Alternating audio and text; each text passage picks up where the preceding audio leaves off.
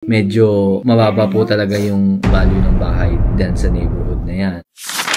Wala namang obligation na babayaran kami when you assess the house. Wala naman po, pero hindi po ako pumupunta sa bahay ng mag-a-assess lang. Kung gusto niyo mag-assess lang, I think ang kailangan niyo pong tawagan is yung mga real estate agent. Kasi po, ang goal ko po pag pumupunta sa bahay is bilhin yung bahay. Paano po? Hindi niyo siya bibilin ng kung magkano yung assessment ng government?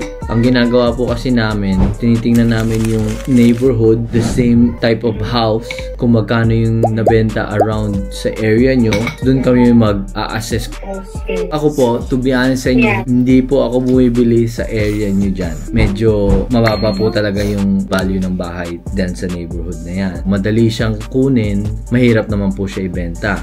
Based on my experience po, sa area nyo dyan, ganun ang selling price. Nasa 200, maybe 220 max. Yeah. Kung ako bibili niya ng 200, tapos papagawa ko pa, wala po akong margin para kumita. Pero like, you're not interested na dito sa area? Hindi po ako interested talaga sa area na yan. But let me do my research, ate, and then balitaan kita. Oh, sige po. It's okay kung hindi and you type yung lugar. Okay, Okay, thank you sorry po for your time. Alright, bye-bye. Okay, bye-bye.